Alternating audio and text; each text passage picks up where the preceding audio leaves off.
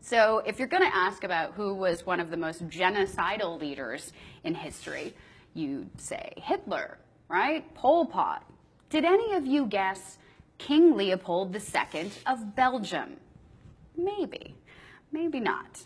Because we are only taught U.S. imperial history in schools, we here at Buzzsaw think it'd be a good idea to keep you informed of historical events and figures that may have been overlooked, censored, and forgotten in the whitewashing of our history. So today we bring you the story of King Leopold II of Belgium. Now, King Leopold owned the Congo during his reign as the constitutional monarch of Belgium in the late 1800s. While owning the Congo, King Leopold was responsible for the deaths of over 10 million Congolese. Let me repeat that number one more time so you fully understand it. 10 million people of the Congo were killed during King Leopold's reign. How does this happen, and how do we get from some guy in Belgium killing 10 million Africans in the Congo, and why? Well, during the 1880s, when Europe was busy kind of dividing up the continent of Africa for its resources, King Leopold II basically came in and laid claim to the uncharted Congo Free State. Just said, it's mine. Even though, hundreds of thousands of millions of people live there. Right. The 905,000 square miles, 76 times larger than Belgium, mind you, African rainforest held a vast fortune of rubber plantations, a commodity that was high demand in the 19th century in Europe. Yeah. And so seeing that there were these vast wealth of minerals and things that he could make money off of, in 1876, Leopold formed the philanthropic organization, the Association Internationale Africaine, or the International African Association, which sounds so lovely, and became its single shareholder. Under the guise of missionary work and the westernization of African peoples, the International African Association was a vehicle to enslave people of the Congo River Basin, simply to enrich King Leopold. That's Pretty much. all that happened. Pretty it's much. very also similar, this is sort of what happened in the United States. People came in and said, hey, you have all of this stuff. So what we're going to do is we're going to tell you that everything you think and everything you do is wrong, and we're going to take your land, and we're going to abuse you, and we're going to do it. We're going to take all the wealth out of your land. We're going to take all the wealth out of your free state that was free. In 23 years, Leopold II ruled Congo, and he massacred, like we said before, 10 million Congolese. This is how he did it, generally, just so we get an idea of how vicious this guy was and how vicious this reign was. He would cut off their hands and genitals. He would flog them to death. He would starve them and put them into forced labor just to get this, all these minerals and the rubber and all that. He would hold children for ransom and burn villages. Lovely guy, this historical figure who's on money, by the way, who he put on money. Yeah. Lovely. And how does he do this? Well, he did this because he had his private mercenary force, the Force Publique. To do his terrorizing and killing. White officers often commanded black soldiers, many of whom have been kidnapped as children during raids and then raised in like missionaries and things like that. So you kidnap the children, indoctrinate them. They have no other way to go because they're kidnapped. They've lost all their culture. And then you turn these kids, and you turn these former members of Congress on themselves. Yeah. Great, now we're going to use you guys. Tell me a little bit about how the old Force Publique operated. So you have your charitable organization and your community police force that's just supposed to keep everything in line. One of the junior officers that was part of that had described a raid to punish a village that had protested what was going on with him, and this is what he had to say, quote, "The commanding officer ordered us to cut off the heads of the men and hang them on the village palisades, also their sexual members, and to hang the women and children on the palisade in the form of a cross," end quote. That's incredible. I mean, that's just dirty. I mean, it turns my stomach at how bad And we're that all is. like, what? Was there some, how did Africa get where it Where was? it is today, How does it happen? It's guys like this. Yeah, you didn't learn this in history class. I didn't. No. You're not told these things. You're not told about it. Everything sort of, like you said, gets whitewashed. And I'll tell you why people like this get away with it.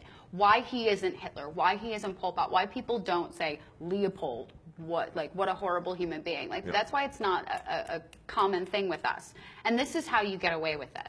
because Leopold II committed every one of these atrocities over the years while never stepping foot in the Congo.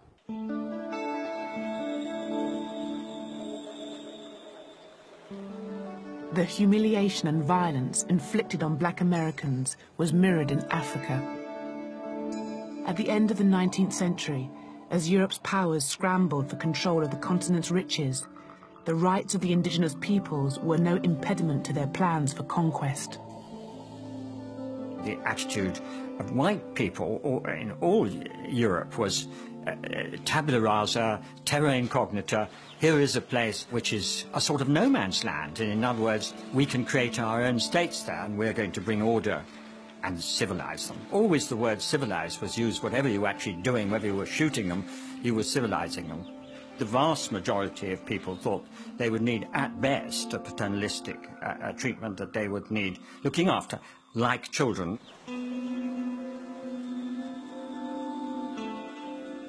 After the Conference of Berlin in 1885, Europeans embarked on a continent-wide land grab.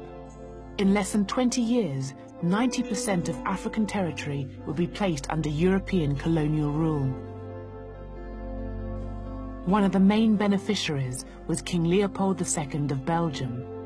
Aware of the vast fortune to be made, he persuaded Europe's powers to recognize his sovereignty over one of Africa's largest regions, the Congo. Here was this man who became King of Belgium in 1865 at the age of 30. Enormously shrewd, enormously greedy, enormously ambitious, and with an absolutely brilliant sense of public relations. He hired the explorer Henry Morton Stanley, the man who found Livingstone, to go to the Congo and essentially stake out this huge territory for him. Leopold got first the United States and then all the major nations of Western Europe to ratify his seizure of this enormous territory in the center of the continent. First, Leopold created a smokescreen, claiming that he wished to educate a savage people. They were all really fooled by Leopold because they took him at his word. They thought he was a sort of a man who's going to lose all his money in this crazy philanthropic venture. But they didn't realize what he was really after at all, which was to make himself hugely rich by exploiting brown hands and broad backs who were going to carry the wealth of Africa and load it on ships for his own personal profit. Bring them! Extreme violence was employed to impose Leopold's dominion. The right hands of those who failed to meet rubber quotas were severed. Even young children were not spared. In 1896, a German newspaper reported that 1,308 hands had been gathered in one day. Leopold created a 90,000-strong army to enforce his rule. One of his lieutenants wrote, "Only the whip can civilize the black."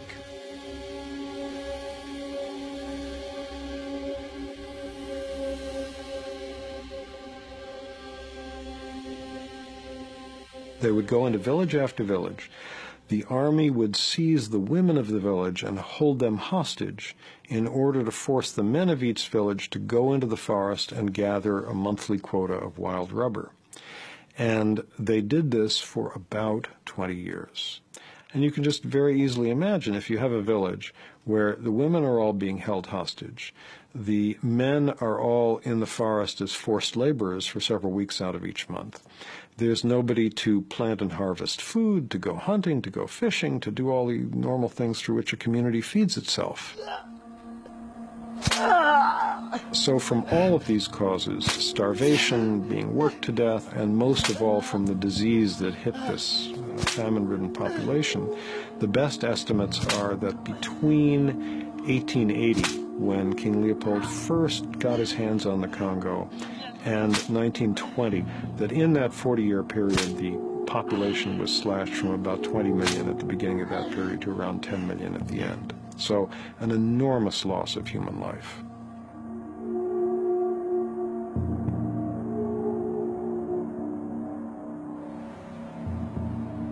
Huge building projects throughout Belgium were funded by Leopold's wealth to celebrate his reign. Leopold built himself a palace, now called the Museum of Central Africa, to display his spoils. For historian Bambi Coypins, whose father is Congolese, the building embodies the myths created to justify Belgian rule in the Congo. The central hall gives you the idea of what the museum is supposed to be about. You have the central dome through which the light falls on the heart of darkness underneath, you can say.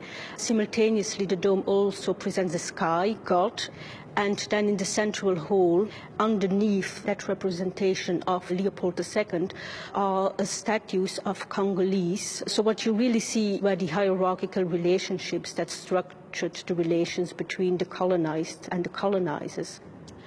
As a human being, I'm obviously shocked by that, because it is very clear that Africans, the way that this museum was originally set up and the way that most of the exhibitions still work, are really dehumanized because they were seen and represented as savages who really needed the help of outsiders, i.e. Europeans, to transform them into fully civilized human beings. From the late 19th century onwards, human zoos exhibiting Africans in their primitive state became popular around Europe. One of the first was housed in the grounds of Leopold's museum. The Africans were put on display so people could go and see them in very much the same way that they could look at, say, caged animals in a zoo, and their reactions were also very similar. There were notices saying that people were not allowed to throw peanuts at the Africans because that was what they did. This museum is also, in a very real sense, the only monument to Belgian colonial history left in this country. So if we dismantle the museum, there is a very great danger that we also eradicate the public memory of that colonial heritage. And once that happens, of course, one paves the way for all these people who say, well, it was not as bad as that, was it? And Leopold II really did do a great deal of good. In 1908, the year before Leopold died, his crimes were made public and he was forced to hand control of the Congo over to the Belgian government. But the cruelty continued. The forced labor system did not come to an end because it was so profitable. The new Belgian Congo continued it more or less until the early 1920s. At that point, the Belgian colonial officials realized that their population was shrinking so rapidly from the effects of the forced labor system that they had to modify it. They had to make it less lethal, or otherwise they would have no labor force left. Although 10 million people died, the Congolese genocide has largely been forgotten in Europe. In the book The Heart of Darkness, the author Joseph Conrad, who witnessed the violence in the Congo, writes, "The conquest of the earth, which mostly means taking it away from those who have a different complexion or slightly flatter noses than ourselves, is not a pretty thing when you look into it too much." It was only at the end of the Second World War, when newsreels documented the Nazis' extermination of 6 million Jews, that the words genocide, Holocaust, and even racism passed into common usage. Whatever the origins of the word racism, that is when it was first coined, there's no doubt that it was first used to think about Nazi treatment of Jewish people. That was the case that gave the word racism its modern shape and meaning, in fact, brought it into use as a word, and also, therefore, brought it into use in a context where it was unequivocally clear that it was a very bad thing.